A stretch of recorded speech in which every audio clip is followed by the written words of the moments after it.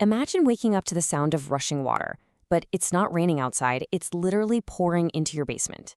Yeah, the panic sets in instantly, right? Your home, your ultimate sanctuary, is suddenly under attack. Welcome to This Explainer. Today, we're going to unpack a high-stakes, real-world scenario that happens every single day, especially for homeowners in the Cheviot, Ohio area.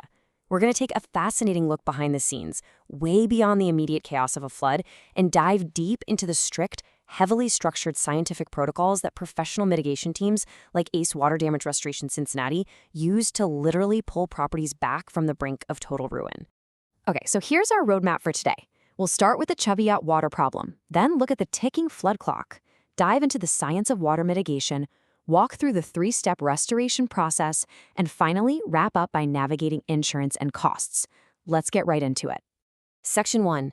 The Cheviot water problem and local flood threats. The Cheviot area is honestly kind of a perfect storm for water damage, and it all boils down to four major unique threats. First off, you've got the clay soil that's everywhere around Cheviot. It holds water right up against foundation walls, which creates this immense hydrostatic pressure, literally forcing moisture right through tiny concrete cracks. Then you've got aging infrastructure. I mean, we're talking about homes built back in the 1940s and 50s. Their cast iron drain pipes are literally corroding from the inside out, which, you guessed it, leads to sudden and frankly horrifying sewage backups. Add in the proximity to the Mill Creek floodplain, causing storm sewer backflows during those heavy spring rains, plus the brutal winter freeze-thaw cycles cracking exposed pipes. Well, it's pretty easy to see why residents around here are constantly on high alert. Moving on to Section 2. The ticking flood clock, because really, time is everything. So, what's the absolute most crucial factor when a water emergency hits? It's exactly 60 minutes. Look, when water is actively destroying your house, every single minute compounds the damage. A fast dispatch and arrival from a local crew usually happens in under an hour, and let me tell you, that speed is absolutely vital. It's the only thing that stops the water from migrating into unaffected rooms, which prevents secondary damage that would just exponentially multiply your restoration costs. You simply don't have the luxury of waiting around for a crew driving in from a distant suburb. Now, if you let that standing water just sit there for 24 to 48 hours, oh man, that's a recipe for disaster. That's all it takes for toxic mold growth and severe structural decay to kick in.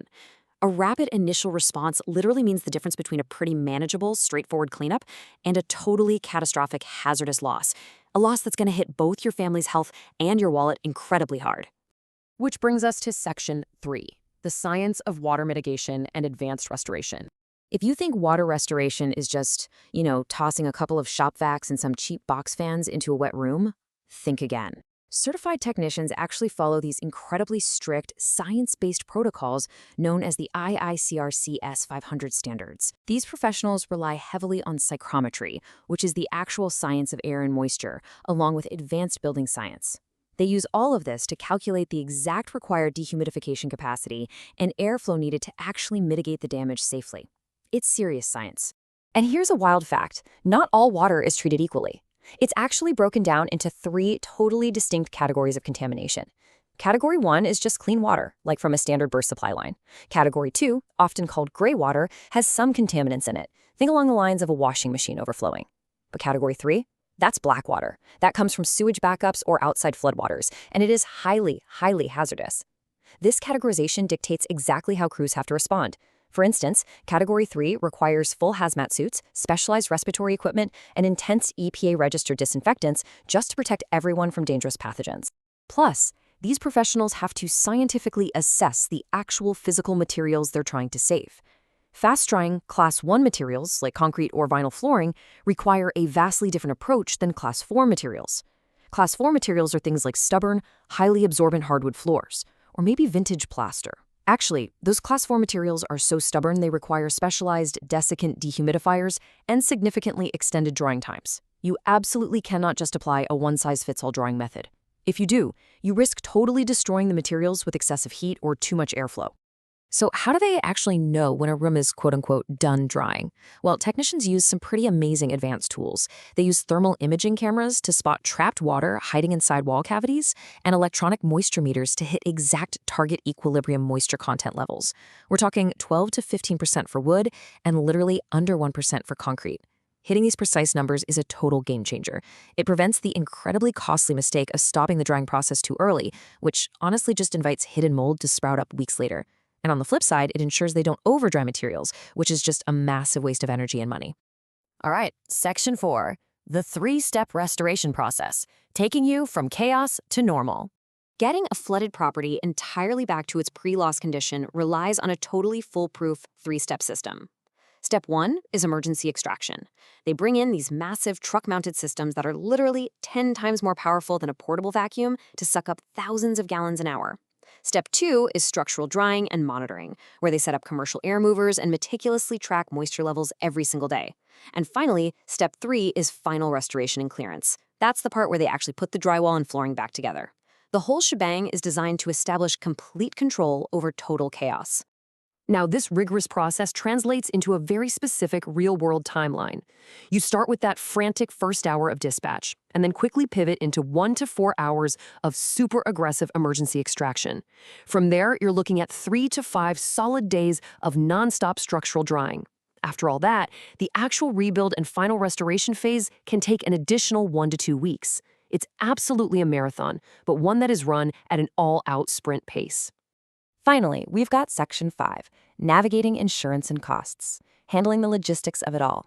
You know, it's the very first thing everyone asks when they're standing ankle-deep in a flooded living room.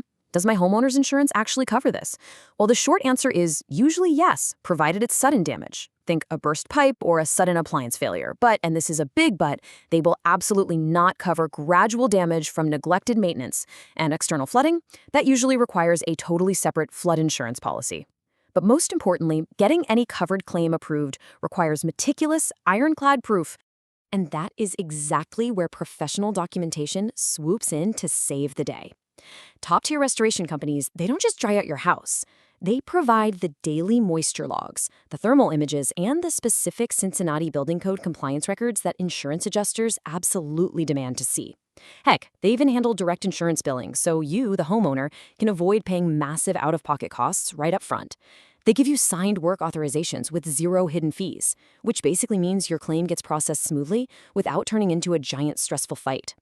As we begin to wrap up this explainer, this quote right here perfectly summarizes the entire core philosophy of disaster mitigation. Faster response means less damage, lower costs, and fewer complications with mold growth or structural decay. It really is that simple. Speed, when combined with exact, unyielding science, is your absolute best defense against the incredibly devastating forces of water. So, I'll leave you with this final, honestly pretty vital question to chew on. Think about your own readiness for a sudden water emergency.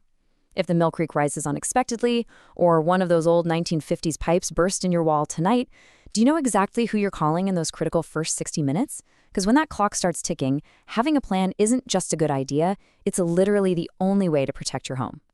Thanks so much for joining me on this explainer, and hey, stay dry out there.